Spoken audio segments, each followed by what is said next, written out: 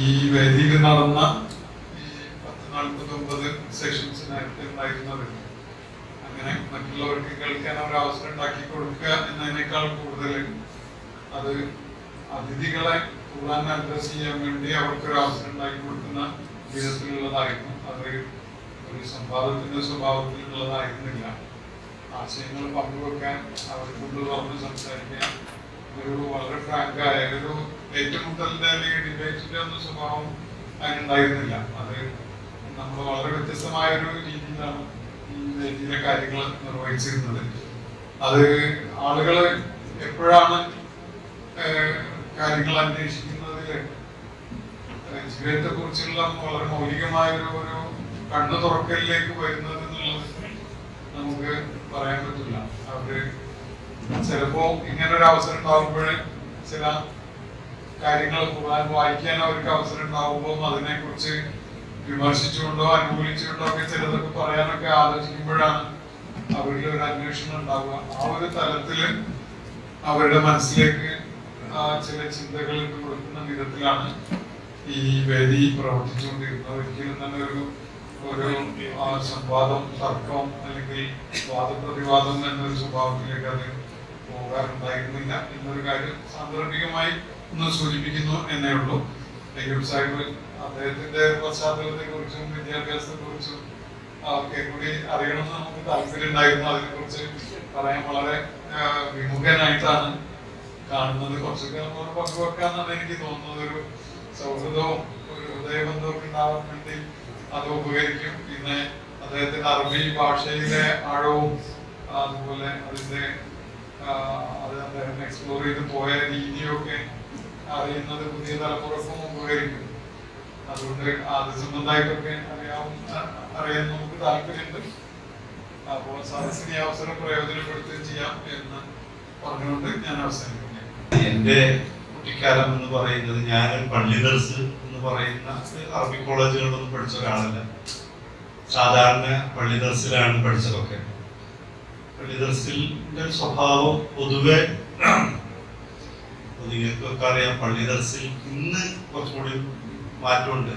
School attached ആണ് ഇന്നത്തെ പള്ളി ദർസിൻ്റെത്. എന്നാൽ കുറച്ച് മുമ്പ് അങ്ങനെ ആയിരുന്നില്ല. പള്ളി ദർസിൽ 8 കൊല്ലം വരെ 9 കൊല്ലം അങ്ങനെ കിതാബ് ഓതുക എന്ന് അതിന്റെ പേര് തന്നെ. കിതാബ് ഓത് തന്നെയാണ്. ആ ഓത്ത് എനിക്ക് തോന്നുന്നു ആ പ്രാഥമികമായ വിദ്യാഭ്യാസമൊക്കെ അങ്ങനെ ഒരു ചെറിയ ചെറിയ കിതാബുകൾ നെഹ്വിന്റെയും സൊറഫിന്റെയും മന്ദിക്കും ബലാവൊക്കെ പഠിച്ച് ഇങ്ങനെ ഒരു ശൈലിയാണ് അന്ന് ഉണ്ടായിരുന്നത്. പക്ഷെ അങ്ങനെ 10 കൊല്ലം കിതാബ് ഓതിയ ഒരാൾക്ക് അറബി ഭാഷ സംസാരിക്കുവാനോ അറബി പത്രം വായിക്കാനോ അറബിയിൽ ഒരു സിനിമ കണ്ടാൽ അതിന്റെ നമുക്ക് ഇറാനിയൻ സിനിമ ഒക്കെ കുറെ അറബിയിലുണ്ട്. ഇസ്രായേൽ പിന്നെ ഫലസ്തീനികളുടെ ഗസയിലെ ഒരുപാട് നല്ല മൂവികൾ ഏറ്റവും കൂടുതലുള്ളത് ഫലസ്തീനികളുടെ മൂവിയാണ്. ഇതൊക്കെ അറബിയിൽ കണ്ടാൽ നമുക്ക് തോന്നുന്നു ഒരു വേണ്ടാത്തരില്ലാത്ത നല്ല മൂവിയാണ്. ഇതൊന്നും കാണാനോ ഇതൊന്നും അതുകൊണ്ട് തന്നെ നല്ല കിതാബിൽ തന്നെ കഴിവുണ്ടെങ്കിൽ പോലും അറബിയിൽ നിത്യേന സംസാരിക്കുവാൻ 5 കൊല്ലം ഇംഗ്ലീഷ് മീഡിയത്തിൽ സ്കൂളിൽ പോയ കുട്ടിക്ക് ഇംഗ്ലീഷ് സംസാരിക്കാൻ കഴിയും. നമ്മുടെ നാട്ടിൽ നിന്ന് 2-3 കൊല്ലം ഗൾഫിൽ ജോലിക്ക് പോയവർ അറബി സംസാരിക്കും. 10 കൊല്ലം കിതാബ് ഓതിയ ഒരാൾക്ക് ഇങ്ങനെ അറബി പറയാൻ കഴിയാത്ത ഒരു സാഹചര്യം മുമ്പുണ്ടായിട്ടുണ്ട്. ഒരു യാഥാർത്ഥ്യമാണ്. അത് ഇന്ന് മാറിയിരിക്കുന്നു. ഇന്ന് നമ്മൾ എല്ലാ ഭാഷയും പള്ളി ദർസുകളിൽ പഠിപ്പിക്കുന്നുണ്ട്. അറബി കോളേജിനെ പോലെ തന്നെ സംവിധാനങ്ങളുണ്ട്.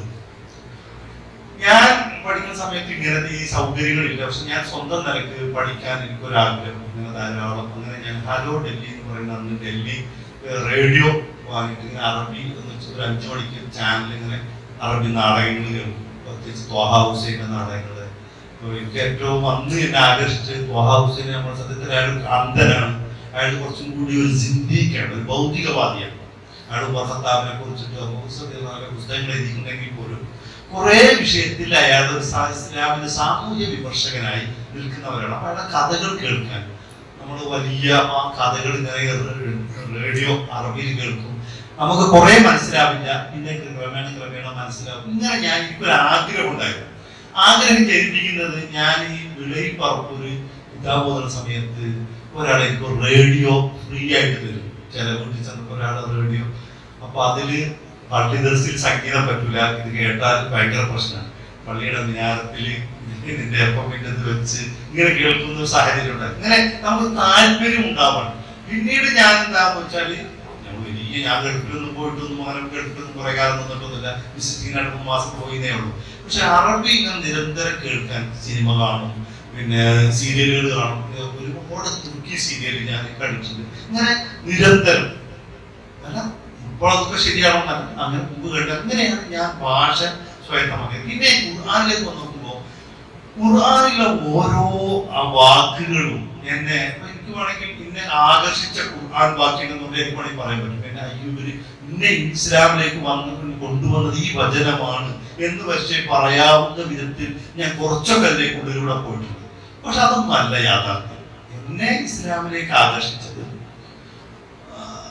ഒന്ന് എന്താണെന്ന് കൃത്യമായ കാരണം പറയാൻ കഴിയില്ല. കാരണം എന്താണെന്ന് വെച്ചാല് ഞാൻ ഉറച്ചു വിശ്വസിക്കുന്ന ഒരു സംഗതി എന്താണെന്ന് വെച്ചാൽ എന്റെ ഉമ്മയുടെ ഒരു പ്രാർത്ഥന തന്നെയാണ് എനിക്ക് ഹിദായത്ത് കിട്ടാനൊരു കാരണം. മറ്റൊന്ന്, ഞാൻ ജീവിതകാലം യുക്തിവാദിയായിരുന്നു 10-15 കൊല്ലം നിന്ന കാലത്ത് മുഹമ്മദ് നബിയെ വ്യക്തിപരമായി ഞാൻ ആക്ഷേപിച്ചിട്ടില്ല. ഇസ്ലാമിലെ ഖുർആനിൽ ചില കുറെ വിമർശനങ്ങൾ ഉന്നയിച്ചിട്ടുണ്ട്. അതൊക്കെ വിമർശിക്കുമ്പോൾ പോലും മുസ്ലിങ്ങളെയോ ഇസ്ലാമിനെയോ ശത്രുപക്ഷത്ത് നിർത്താതെ ഒരു സംശയം പറയും പോലെയാണ് ഞാൻ പറയാറുള്ളത്. പലപ്പോഴും നമ്മുടെ മുഹമ്മദ് നബിയെ നിന്ദിക്കുകയും നിസാരപ്പെടുത്തുകയും വിമർശിക്കാൻ നിന്ദിക്കുകയൊക്കെ ചെയ്താൽ നമുക്ക് ഹിദായത്തിന്റെ വാതിൽ പതുക്കെ അടഞ്ഞു പോകും. അള്ളാഹുവിന് ചീത്ത പറഞ്ഞാൽ പോലും അള്ളാഹു ഒരു പക്ഷെ നമുക്ക് അഫ്വ ചെയ്ത് തരും. മുഹമ്മദ് നബിയെ തെറി പറഞ്ഞാൽ അത് വലിയൊരു പ്രശ്നമാണ്. നമ്മുടെ ഹിദായത്തിന്റെ കവാടം പതുക്കെ അടഞ്ഞു. ഹിദായത്തിന് വെളിച്ചമാണ്. എന്റെ ഉമ്മയുടെ സാഹചര്യം എന്ന് വെച്ചാല് എന്റെ നാട്ടില് ഞാനൊന്ന് എടക്കര മരത്തിന്റെ പ്രദേശത്താണ്. അവിടെ ഈ മുജാഹിദ് ജമാഅത്ത് തന്നെ കുറവുള്ള ഒരു പ്രദേശമാണ്. സുന്നികൾ മാത്രമാണ് അവിടെ. ഉമ്മ കല്യാണം കുട്ടി ചെന്നാല് അവിടെയും എന്റെ മകൻ അങ്ങനെ പറഞ്ഞു, ഉമ്മാരെ മേപ്പെട്ടുള്ളവർ താഴെയുള്ളവർ പറയും ഉമ്മാക്ക് വിഷമാവും. കല്യാണം കുട്ടി ചെല്ലുമ്പോൾ സന്തോഷമായിരിക്കും, അവിടെ വെച്ചിട്ട് പറയും. എവിടെ ചെന്നാലും ഉമ്മാക്ക് ഈ മകനെ ചൊല്ലിയ ഒരു വലിയ വിഷമം. ഉമ്മ എന്നെ കാണുമ്പോൾ ദേശത്തിനോട് തല്ലൊക്കെ തല്ലിയാലും അത് ഉമ്മ എത്ര തള്ളക്കോയി ചവിട്ടിയാൽ കുഞ്ഞിപ്പോയി ചാവൂലല്ലോ. അങ്ങനെയാണല്ലോ അതിന്റെ സ്വഭാവം. ഉമ്മാരുടെ ആ ഒരു സംഗതിയാണ്. അത് കഴിഞ്ഞ് ഉമ്മാനെ ഞാൻ സോപ്പിടാൻ വേണ്ടി ഉമ്മാരെ എടുത്ത് നിർത്തച്ചോറൊക്കെ തിന്നും. യുക്തിവാദിക്ക് എന്ത് നിർത്തച്ചോറ്? മുജാഹിദ് സുന്നി തർക്കിക്കന്മാരെ നമുക്ക് തർക്കിക്കേണ്ട കാര്യമില്ലല്ലോ, വയറ് നിറഞ്ഞാൽ മതിയല്ലോ. ഉമ്മാരൊക്കെ നിർത്തച്ചോറൊക്കെ കഴിക്കുമ്പോൾ ഇന്റെ കുട്ടി മാറിയിരിക്കുന്ന അമ്മ വിചാരിക്കുന്നത്. അപ്പൊ പെങ്ങന്മാര് പറയുമ്പോൾ മാറിയിട്ടില്ലട്ടോ, നിങ്ങൾ സോപ്പിടാൻ വന്നതാണ്. ഇങ്ങനെ ഒരു സ്ത്രീ രാത്രി തഹജ്ജുദ് നിസ്കരിച്ചിട്ട് എല്ലാവരും ഉറങ്ങുമ്പോൾ അള്ളാഹുവിലേക്ക് കൈ ഉയർത്തിയിട്ട് ചോദിക്കുന്ന ചോദ്യമുണ്ടല്ലോ, അത് ഒരിക്കലും അന്ന് തട്ടൂല. അത് പ്രത്യേകിച്ചും നിലവിളിച്ചുകൊണ്ട് 10 മാസം കൊണ്ട് നടന്ന ഒരു വയറിന്റെ വേദന നിലവിളിച്ചുകൊണ്ട്, പടച്ചോനെ ഞാൻ ജീവിച്ചിരിക്കുന്ന കാലത്ത് എന്റെ മകൻ നന്നാവണം എന്നുള്ള ഒരു കരഞ്ഞ പ്രാർത്ഥന, അത് വലിയൊരു പ്രാർത്ഥനയാണ്. എന്നിട്ട് ഉമ്മ ഉള്ള പൈസ ഒക്കെ കൂടി ചെലവ് ഉണ്ടാക്കിയിട്ട് ഉംറ ചെയ്യാൻ പോവാണ്. ഇവിടുന്ന് ചോദിച്ചിട്ട് എന്റെ കുട്ടി നന്നാവുമെങ്കിൽ ഞാൻ അങ്ങോട്ട് പോവാന്ന് പറഞ്ഞിട്ട്. അങ്ങനെ ഒരു ഉമ്മയുടെ പ്രാർത്ഥന നിസ്സാരമല്ല. ഇതുപോലെ നമ്മളെ സ്നേഹിച്ചവർ പ്രാർത്ഥിച്ചിട്ടുണ്ടാവും, നമ്മുടെ ഉസ്താദുമാർ പ്രാർത്ഥിച്ചിട്ടുണ്ടാവും ഒക്കെ ഉണ്ടാവും. പക്ഷെ മാതാപിതാക്കളുടെ മാപ്പി ചെറുപ്പത്തിൽ വെച്ചിട്ട് ഉമ്മ കഷ്ടപ്പെട്ട് നോക്കിയ ഒരുത്തന്റെ ആ ഒരു അവരതി എനിക്കറിയാം. അത് തന്നെയാണ് അതിന്റെ ഒരു കാരണം. നമ്മുടെ മക്കൾക്ക് വേണ്ടി നമ്മൾ ചെയ്യുന്നത് ഈ പ്രാർത്ഥന തന്നെയാണ്. നമ്മൾ അധികം വീട്ടിലൊക്കെ എന്താന്ന് വെച്ചാല് കുട്ടികളെ നമ്മൾ ഈ പോറ്റുന്ന രംഗത്ത് ഇപ്പൊ ഒരു കുട്ടി ചെറിയ തെറ്റ് ചെയ്തു, നമ്മൾ മാരെന്താ ചെയ്യാം, നാട്ടിലെ ചുട്ടടിയൊക്കെ കൊടുക്കും. അടിയൊക്കെ കൊടുത്തിട്ട് കുട്ടി ഉറങ്ങുമ്പോ ഓ പാവം എന്റെ കുട്ടിനെ നോക്കി തല്ലി, പാവം നിന്ന് വേണ്ട ഒരു മേത്തൊക്കെ കണ്ണിലേക്കാല. കുട്ടി ഉറങ്ങുമ്പോ അങ്ങനെ സങ്കടപ്പെട്ടിട്ട് എന്താ കാര്യം? കുട്ടി ഉണർന്നിരിക്കുമ്പോ മോനെ തല്ലിയത് ഇന്ന കാര്യത്തിനാണ്, സാറിന് കേട്ടോ ഉമ്മ അറിയാണ്ട് തല്ലിയതാ എന്ന് പറഞ്ഞു നോക്കൂ നിങ്ങള്. അത് നമുക്ക് പറയാൻ തോന്നൂല. നമ്മുടെ ഇസ്ലാമിലെ തെർബിയത്തുണ്ടല്ലോ, അത് വലിയൊരു സംഗതിയാണ്.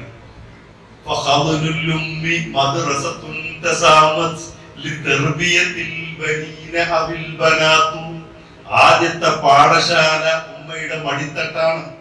അവിടെയാണ് കുട്ടി ഭാഷ പഠിക്കുന്നത്, സംസ്കാരം പഠിക്കുന്നത്, എല്ലാം ചെയ്യുന്നത് ഉമ്മാന്റെ മടിത്തട്ടിലാണ്. പക്ഷെ നമ്മൾ അവിടെ വെച്ചിട്ട് സീരിയൽ കാണും, അവിടെ വെച്ചിട്ട് മൊബൈൽ ഓണാക്കിയിട്ട് അത് വേറെ പലതും കാണും. നമ്മളെ കുട്ടികൾ അങ്ങനെയൊക്കെ തന്നെയാവും. അപ്പോ നമ്മുടെ സംസ്കാരം കുട്ടികളെ രൂപപ്പെടുത്തുന്നത് എവിടെയാണെന്നുള്ളത് നമുക്കൊരു ധാരണ വേണം. അങ്ങനെ ഞാൻ ഉമ്മാനെ പറഞ്ഞ ഉമ്മ ഒരു നാട്ടുപ്രദേശത്തുള്ള സ്ത്രീയാണ്, അങ്ങനെ സ്കൂളിലും മദ്രസയിലൊന്നും പോകാത്ത ഒരാളാണ്. പക്ഷെ ഈ ഒരു പ്രാർത്ഥനയുണ്ടല്ലോ, അവിടെയാണ് നമ്മുടെ മക്കളെ കുറിച്ച് നമ്മുടെ മക്കൾക്ക് ഇങ്ങനെ പലപ്പോഴും വീട്ടിൽ പ്രത്യേകിച്ച് പെൺകുട്ടികൾ യുക്തിവാദികളാവുന്ന ഒരു സാഹചര്യം ഇപ്പൊ ഞങ്ങൾക്ക് കുറെ അനുഭവങ്ങളുണ്ട് ഇപ്പൊ അടുത്ത്. അതിന് കാരണം എന്താന്ന് വെച്ചാല് പെൺകുട്ടിനെ പെണ്ണായി വളർത്താൻ നമ്മൾ ശ്രമിക്കുകയാണ്.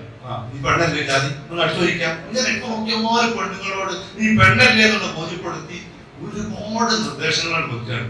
ആൺകുട്ടിയോട് ഈ നിർദ്ദേശമല്ല.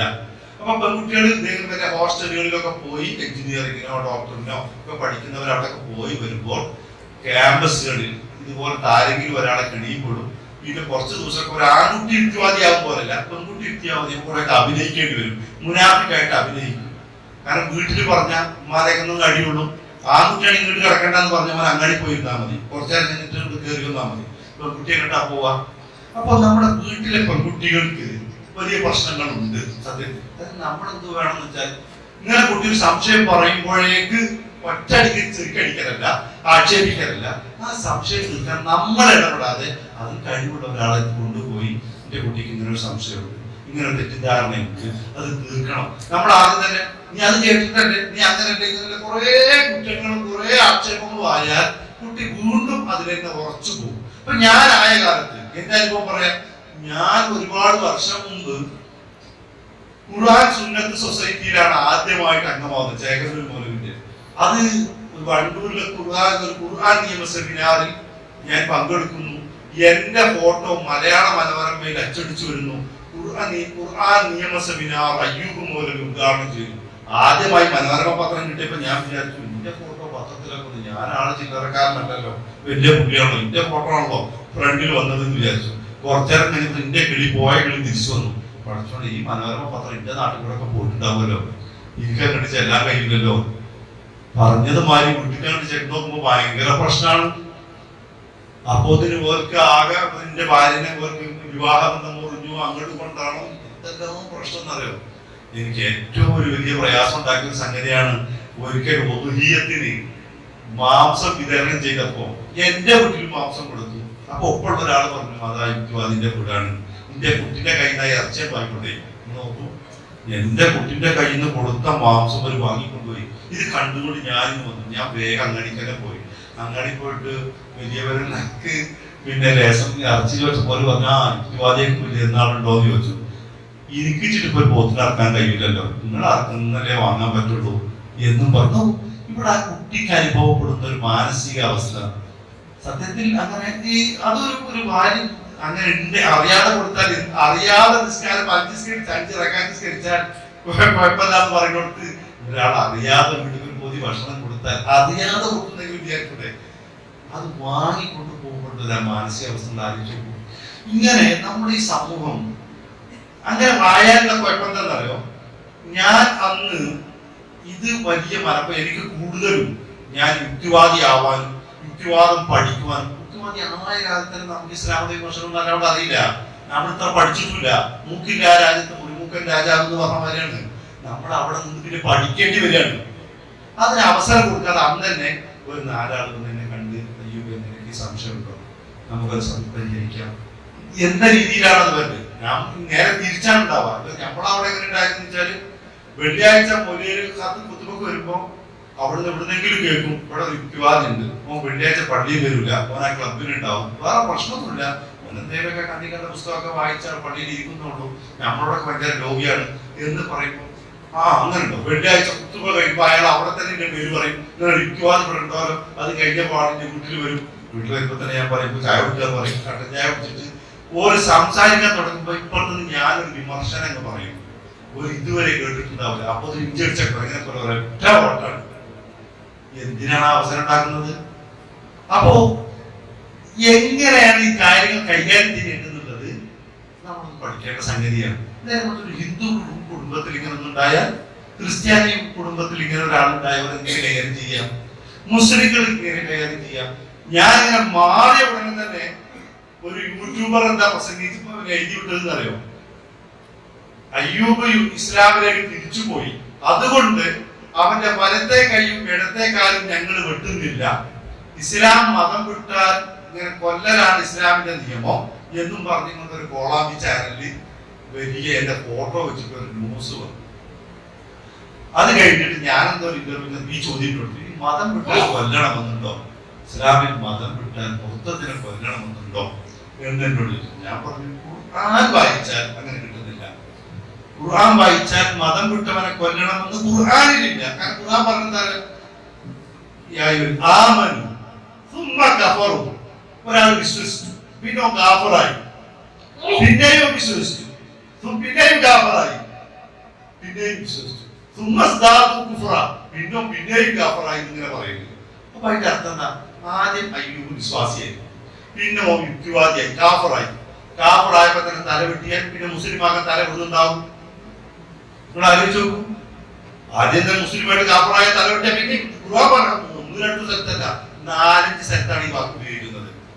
ഒരാൾ വിശ്വസിച്ചു, പിന്നെ കാഫറായി, പിന്നെയും വിശ്വസിച്ചു, പിന്നെയും കാഫറായി എന്ന് പറഞ്ഞാൽ ചിന്താ സ്വാതന്ത്ര്യമാണ് അനുവദിക്കുന്നത്. നമ്മൾ ഒരാളെ തോക്ക് ചൂണ്ടിയിട്ട് ആശയത്തിൽ നിലനിർത്താൻ കഴിയില്ല. അത് മനുഷ്യന്റെ മനസ്സിന്റെ പ്രവർത്തനമാണ്, ചിന്തയുടെ മണ്ഡലമാണ്. അതിന് അവനോട് തന്നെ അറിയേണ്ടതുണ്ട് സംഗതികളാണ് അതൊക്കെ. അതിങ്ങനെ അല്ലെങ്കിൽ തന്നെ ഇസ്ലാം പ്രചരിപ്പിക്കുന്ന മറ്റൊരു കാര്യമാണ്, വാളുകൊണ്ട് പ്രചരിപ്പിച്ചതാണ് ഇസ്ലാം എന്ന് പറയാറുണ്ട്. വാളുകൊണ്ട് പ്രചരിപ്പിച്ചതാണ് ഇസ്ലാം. അപ്പൊ അതിനെ പറഞ്ഞൊരു കാര്യം, വലത്തെ കയ്യിൽ വാളും ഇടത്തെ കയ്യിൽ ഖുർആനും എന്നാണ്. മുസ്ലിങ്ങൾ ആരും ഇടത്തെ കൈ ഖുർആൻ പിടിക്കുമോ? നിങ്ങൾ ആലോചിച്ച് നോക്കൂ. വാള് എന്തിട്ട് ഇസ്ലാം പ്രചരിപ്പിച്ചു എന്ന് പറയുന്നതിന് ചരിത്രപരമായി തന്നെ തെറ്റില്ല. നിങ്ങൾ ആലോചിച്ചു, ഇന്ന് ലോകത്തെ ഏറ്റവും മുസ്ലിങ്ങളുള്ള സ്ഥലം ഏതാണ്? ഇന്തോനേഷ്യയാണ്. ഇന്തോനേഷ്യയിലാണ് ഏറ്റവും കൂടുതൽ മുസ്ലിങ്ങൾ. ഒരു അധിനിവേശവും ഇന്തോനേഷ്യ നടത്തിയതായിട്ട് ഒരു ചരിത്രവും പറയണില്ല. ഒരൊറ്റ ചരിത്രവും ഇന്തോനേഷ്യയിലേക്ക് ഒരു സ്വഹാബിയോ താബിയോ അവിടെ ചെന്നിട്ട് അധിനിവേശം നടത്തിയതായിട്ട് ഒരൊറ്റ ചരിത്ര രേഖയില്ല. മുസ്ലിങ്ങളും അമുസ്ലിങ്ങളും ഒക്കെ ചരിത്രങ്ങൾ എഴുതിയിട്ടുണ്ട്. പിന്നെ ഇങ്ങനെ അവിടെ മുസ്ലിങ്ങൾ ഉണ്ടായി. ഇന്ത്യയിൽ 1500 വർഷം മുസ്ലിങ്ങൾ ഭരിച്ച പ്രദേശമാണ്. മുസ്ലിങ്ങൾ ഒഴിഞ്ഞു പോകുമ്പോൾ ബ്രിട്ടീഷുകാർ വന്ന സമയത്ത് അന്നത്തെ മുസ്ലിങ്ങളുടെ കണക്കെടുക്കുന്നുണ്ട്. ആ കണക്കിൽ 2% മുസ്ലിങ്ങൾ ഇവിടെ ഭരിച്ചിട്ട് പോകുമ്പോൾ മുസ്ലിങ്ങളുടെ ശതമാനക്കണക്ക് 2%. ബ്രിട്ടീഷുകാർ ഇന്ത്യക്ക് പിന്നെ നമ്മുടെ ഇന്ത്യ സ്വാതന്ത്ര്യം നേടുമ്പോൾ അന്നത്തെ മുസ്ലിങ്ങളുടെ കണക്ക് വരുന്നുണ്ട്, അത് 13%. മുസ്ലിങ്ങൾ ഭരിച്ചപ്പോൾ മുസ്ലിങ്ങളുടെ എണ്ണം വളരെ കുറവ്. ബ്രിട്ടീഷുകാർ ഭരിച്ചപ്പോൾ മുസ്ലിങ്ങളുടെ ശതമാനക്കണക്ക് കൂടുതൽ. എവിടെ വാളുകൊണ്ട് പ്രചരിപ്പിച്ചു എന്ന് പറഞ്ഞാൽ എന്ത് ന്യായമാണുള്ളത്? അല്ലെങ്കിൽ തന്നെ വാളുകൊണ്ട് പ്രചരിപ്പിച്ചാൽ മനുഷ്യൻ ഇപ്പോഴും എന്നാണോ വാള് ഉറയിലിടുന്നത് അന്നാ പ്രശ്നം തീരില്ലേ? അപ്പൊ ഈ പറയുന്നതൊന്നും ചരിത്രവിരുദ്ധമാണ്. ഈ പറയുന്നതൊക്കെ ബുദ്ധിക്ക് പോലും ഉൾക്കൊള്ളാൻ കഴിയാത്ത കാര്യമാണ്. ഇസ്ലാമിന്റെ പേര് ഇത് ഇന്നല്ല, 11-ാം നൂറ്റാണ്ട് മുതൽ 19-ാം നൂറ്റാണ്ട് അവസാനം വരെ ഇസ്ലാം എന്നൊരു വാക്ക് ഡിക്ഷണറി പോയില്ലായിരുന്നു. ഇസ്ലാം എന്ന വാക്ക് വന്നത് അടുത്ത കാലങ്ങളിലാണ്. എന്താ കാരണം? അതുവരെ മുഹമ്മദ് ഈസ എന്നാ പറയുന്നത്. മുഹമ്മദ് കൊണ്ടുവന്നൊരു ഇസമാണ് എന്ന രീതിയിലാണ് പറയുന്നത്. മുഹമ്മദ് എന്ന വാക്ക് പോലും പറയില്ലായിരുന്നു. മുഹമ്മദ്, മുദിദ് ഇതൊക്കെയാണ് യൂറോപ്പിൽ കളിയാക്കി പറയുന്ന പേര്. അതൊക്കെ മാറിയത് എങ്ങനെ? അടുത്ത കാലത്താണ്. അപ്പോ ഇസ്ലാമിനെ വളരെ വിശുദ്ധ കാലഘട്ടത്തിന്റെ ചരിത്രങ്ങൾ വായിച്ചു നോക്കൂ. സ്പെയിൻ 700 വർഷം മുസ്ലിങ്ങൾ ഭരിച്ച പ്രദേശത്ത് പിന്നെ മുസ്ലിങ്ങൾ അവശിഷ്ടം പോലും ബാക്കിയാക്കാതെ തീർത്തും ഇല്ലാതാക്കിയിരുന്നു. പിന്നീട് അവിടുന്ന് മുസ്ലിങ്ങൾ വന്നു മാത്രമല്ല, ധാരാളം ഗ്രന്ഥങ്ങൾ എഴുതുന്ന പണ്ഡിതന്മാരുണ്ടായി ഉന്ദുരുസിൽ. അപ്പോ ഇസ്ലാമിനെ എല്ലാ കാലത്തും എല്ലാ രംഗത്തും ആക്ഷേപങ്ങളും അവഹേളനങ്ങളും എല്ലാം ഉണ്ടായിട്ടുണ്ട്. അതൊക്കെ അതിജയിച്ചിട്ടാണ് ഇസ്ലാം വന്നിട്ടുള്ളത്. അതുകൊണ്ട് നമ്മൾ ചെയ്യേണ്ടത് ഒരൊറ്റ സംഗതി എന്താണെന്ന് അറിയാം, ഇസ്ലാമിന് സമഗ്രമായി പഠിക്കുക എന്നുള്ളതാണ്. വേറെ വഴിയൊന്നുമില്ല. നമ്മളിൽ ഇസ്ലാം ഉണ്ടായി കഴിഞ്ഞാൽ ഇതാരാ? അതാണ് ആ ഖുർആൻ. ആ പോണ മനുഷ്യൻ ഖുർആനാണ് എന്ന് പറയാൻ ചൂണ്ടാൻ കഴിയുന്നവരായിരിക്കണം. ലൈബ്രറികളിൽ നോക്കൂ, ഒരുപാട് ലൈബ്രറികളിൽ ഒരുപാട് തീസിസുകളും ഒരുപാട് ഫിലോസഫി പുസ്തകങ്ങളുണ്ട്. അതൊക്കെ നല്ല നല്ല ഫിലോസഫികളാണ്. പക്ഷെ എന്താ പ്രയോജനം? ലൈബ്രറികളിൽ ആർക്കും ആവശ്യമില്ലാത്ത ചെതല് പിടിച്ചു പോകുന്ന പുസ്തകമായി. എന്നാൽ ഖുർആനോ? മുഹമ്മദ് നബി ഒരു പാഠശാലയിൽ പോയിട്ടുണ്ടോ? ഏതെങ്കിലും ഒരാൾ എഴുതിയ പുസ്തകം വായിച്ചു പഠിച്ച ഒരാളാണോ? ഒന്നും പഠിക്കാത്ത ഒരാൾ സാധാരണ മനുഷ്യനാണെന്ന് വിചാരിച്ചോളൂ. ആ മനുഷ്യൻ കൊണ്ടുവന്ന ഒരു ഖുർആൻ എല്ലാ ഡോക്ടർമാരും എഞ്ചിനീയർമാരും സയന്റിസ്റ്റുകളും എല്ലാവരും അത് പഠിക്കാൻ ശ്രമിക്കുന്നു. അദ്ദേഹം ഒരു ഫിലോസഫറൊന്നും അല്ലായിരുന്നല്ലോ. ഇപ്പൊ നോക്കൂ, മാർക്സ് എംഗൽസിനെ പോലുള്ളവർ പോലും വലിയ വലിയ തിയറികൾ അവതരിപ്പിച്ചിട്ട് എന്തുണ്ടായി? മുഹമ്മദ് നബി അതൊന്നും അല്ലല്ലോ. എന്നിട്ടോ ആളുകളെ സ്വാധീനിച്ചത് ഏതാണ്? മൊഹീറയുടെ ഒരു കവിതയുണ്ട്, ഞാൻ അങ്ങോട്ട് പോകുന്നില്ല. അപ്പൊ ഇതൊക്കെ നബിയുടെ കാലം മുതൽ ഇന്നേ വരെ അതിനെ അതിജയിച്ചിട്ടുണ്ട്. മുഹമ്മദ് നബി സാധാരണ മനുഷ്യനല്ല കേട്ടോ. അപ്പൊ ഇവിടെ തിരൂരിൽ ഒരു സംവാദം നടന്നു, രാഹുൽ ഈശ്വർ വേറൊരു യുക്തിവാദിയും തമ്മിൽ. അതില് നോക്കൂ, എല്ലാം രവിചന്ദ്രൻ ഇവരൊക്കെ പറയുന്നുണ്ട് മുസ്ലിങ്ങൾ മുഹമ്മദ് നബിയാണ് ആരാധിക്കുന്നത്, മുസ്ലിങ്ങൾ മുഹമ്മദ് നബിയാണ് അള്ളാഹനെ ആരാധിക്കുന്നതിന് പകരം മുഹമ്മദ് നബിയാണ് ആരാധിക്കുന്നത്. ഇങ്ങനെ പറഞ്ഞുകൊണ്ടിരിക്കുകയാണ്. മുസ്ലിങ്ങൾ ഒരാളോട് ചോദിച്ചിട്ട് പറയില്ല, അവർക്ക് തോന്നുകയാണത്. എന്നാ മുസ്ലിങ്ങൾ പഠിപ്പിക്കുന്നത് എന്താണ്? മുസ്ലിങ്ങൾ മുഹമ്മദ് നബിയെ പഠിപ്പിക്കുന്നത് എന്താണ്? അബ്ദുഹു വ റസൂലു, അബ്ദുഹു വ റസൂലു മുഹമ്മദ് റസൂലുള്ളാഹ് എന്ന് പറഞ്ഞതിന് ശേഷം എല്ലാവർക്കും കുറെ ചിത്രങ്ങളുണ്ട്. നബിയുടെ കാലത്ത് തന്നെ ചിത്രം കൊത്തി വെക്കുന്ന ശില്പികളുണ്ട്, വരയ്ക്കുന്നവരുണ്ട്. പല പ്രവാചകന്മാരുടെയും ചിത്രങ്ങൾ മുന്നിൽ വന്ന ഡിക്ഷണറിയിലുണ്ട്. മുഹമ്മദ് നബിയുടെ രേഖാചിത്രമോ ശില്പമോ ഒന്നും ലോകത്തില്ല. എന്റെ ഇല്ലാതിരിക്കാൻ കാരണം അത് ചിത്രം വരയ്ക്കുന്നവരില്ലാത്തോണ്ടാ? മുഹമ്മദ് നബി പഠിപ്പിക്കുന്ന സംഗതി എന്താണ്? ഞാൻ അബ്ദുഹു വ റസൂലു, അല്ലാഹുവിന്റെ റസൂലാണ്, അബ്ദാണ്. ഈ അബ്ദ് എടുത്ത് പരിശോധിച്ച് നോക്കൂ. എന്താ അബ്ദ് എന്ന് പറഞ്ഞാൽ? ഖുർആനിൽ അബ്ദ് 3 ഉണ്ട്.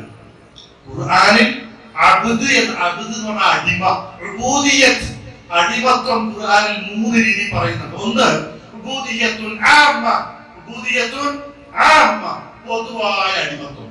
ഇവിടെയുള്ള മുനാഫിക്കാവട്ടെ, മുശ്രിക്കാവട്ടെ, ഫാസിക്കാവട്ടെ, മുത്തഖിയാവട്ടെ, മുഅ്മിനാവട്ടെ, എല്ലാവരും അല്ലാഹുവിന്റെ അടിമയാണ്. ഉബൂദിയ്യത്തുൻ ആമ്മ, എല്ലാവരും അല്ലാഹുവിന്റെ അടിമയാണ്. വിശ്വസിക്കട്ടെ വിശ്വസിക്കാതിരിക്കട്ടെ, സൂര്യപ്രകാശം അവനുണ്ട്, മഴ വർഷിച്ചാൽ അതിന്റെ അവനുണ്ട്, എല്ലാ മനുഷ്യരും.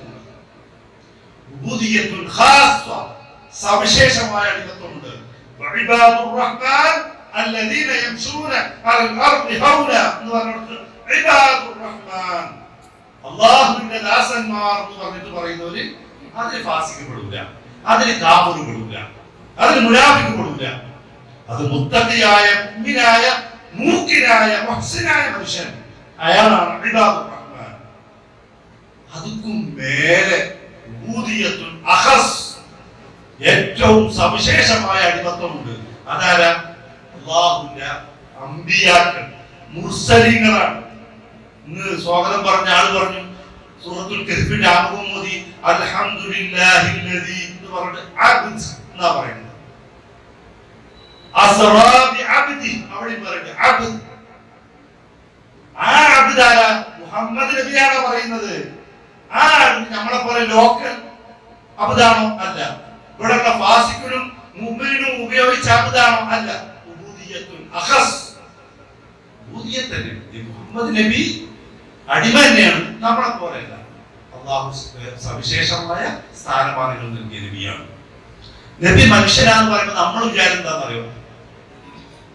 കുൽ ഇന്നമാ അന ബശറും മിസ്ലുക്കും. പണ്ട് ഇടയ്ക്കൊരു സംവാദം ഉണ്ടായി. മുഹമ്മദ് നബി മനുഷ്യനോ അസാധാരണ മനുഷ്യനോ എന്നൊരു ചോദ്യം. അപ്പൊ ഒരു കവി പാടി വൽയാഖൂതു ഹജറുൻ ലാകൽ ഹജരി വന്നബിയു ബശറുൻ ലാകൽ ബശരി. നബി മനുഷ്യനാണ്, ലാകൽ ബശരി നമ്മളെ പോലെ ലോക്കൽ മനുഷ്യനല്ല. വൽയാഖൂത്ത്, യാഖൂത്ത് കല്ലാണ്. ഹജർ, വൽയാഖൂതു ഹജറുൻ, അത് കല്ല് തന്നെയാണ്. വീട്ടുമുറ്റത്ത് കാണുന്ന ലാക്കൽ ഹജരി അതുപോലെ കല്ലാണോ യാഖൂത്ത്? എത്രയോ വിലപിടിപ്പുള്ള സാധന യാഖൂത്ത്. വന്നബിയു ബശർ, നബി മനുഷ്യനാണ്. ഖുൽ ഇന്നമാ അന ബശറും മിസ്ലുക്കും, നിങ്ങൾ നമ്മളെ പോലെ മനുഷ്യരാണ്. നിർത്തിയില്ല. യൂഹാ ഇലയ്യ, നിങ്ങൾ കേൾക്കാത്തത് ഞാൻ കേൾക്കുന്നു, നിങ്ങൾ കാണാത്തത് ഞാൻ കേൾക്കുന്നു, പിന്നെ കാണുന്നു. വഹി വരുന്നു എന്നർത്ഥം. വഹി കൊണ്ട് സവിശേഷമാക്കപ്പെട്ട മനുഷ്യനാണ്, മലക്കല്ല, ജിന്നല്ല. അതാ അതിന്റെ അർത്ഥം. അപ്പോ അതുകൊണ്ട് അത് ഇത്രയും കൃത്യമായി പഠിപ്പിക്കുന്ന മുസ്ലിങ്ങളെ കുറിച്ച് പറയാണ്, മുസ്ലിങ്ങൾ മുഹമ്മദ് നബിനെ ആരാധിക്കുന്നു. എന്ത് ചെയ്യാൻ പറ്റും? ഇല്ലാത്തൊരു കളവ് പ്രചരിപ്പിക്കുക, അതിനൊരു വീഡിയോ ഉണ്ട്, അതിന്റെ ക്ലിപ്പ് ഉണ്ടാക്കിയിട്ട് എല്ലാ വാട്സപ്പിലും പരത്തിയിട്ട് പ്രചരിപ്പിക്കുക. ഒരു കാര്യം നമ്മൾ ആലോചിക്കേണ്ടത്, സോഷ്യൽ മീഡിയയുടെ കാലഘട്ടത്തിൽ ഇസ്ലാമിക ദഅവത്ത് വേറെ രീതിയാണ്. സോഷ്യൽ മീഡിയയുടെ കാലം പറഞ്ഞപ്പോൾ ഞാൻ എൻ്റെ വാപ്പാക്ക് സുഖമില്ല, എൻ്റെ കുടുംബ ഗ്രൂപ്പിലാണുള്ളത്, എൻ്റെ വാപ്പാക്ക് സുഖമില്ല, നിങ്ങളെല്ലാവരും പ്രാർത്ഥിക്കണം എന്ന് നമ്മളൊന്നും അങ്ങനെ പറയുന്നുണ്ട്. എല്ലാവരും പ്രാർത്ഥിച്ചിട്ടുണ്ടാവും. 5 കൊല്ലം കഴിഞ്ഞ് ഞാനിട്ട പോസ്റ്റ് തിരിച്ചിന്റെ മുന്നിൽ വരും. പാപ്പ മരിച്ചിട്ട് 5 അടിയന്തരം കഴിഞ്ഞിട്ടാണ് ഈ വരുന്നത്. സോഷ്യൽ മീഡിയയിൽ ഒരു കമന്റ് ഇട്ടാൽ, ഒരു പോസ്റ്റ് ഇട്ടാൽ, ഒരു വീഡിയോ ഇട്ടാൽ അത് എത്ര കാലം കഴിഞ്ഞാൽ തിരിച്ചു കിട്ടാനേ വരും. നമ്മൾ വളരെ ചിന്തിച്ചും ആലോചിച്ചും വളരെ ഭദ്രമായി ചെയ്യേണ്ടുന്ന കാര്യമാണ്. ഒരു വീഡിയോ കാണുമ്പോൾ തന്നെ ആലോചിക്കണം. അതുകൊണ്ട് യുക്തിവാദികളുടെ വീഡിയോ എന്നെ കൊണ്ട് ഒരു 10 ഉണ്ടാക്കിയാൽ അയാൾ ഇസ്ലാമിനെതിരാണ് പ്രചരിപ്പിക്കുക. ഞാൻ കമന്റ് ഇട്ടാൽ ഓരോ കമന്റും വരുമാനമാണ് അയാൾക്ക്. ഇസ്ലാമിനല്ല അതുകൊണ്ടുള്ള നേട്ടം.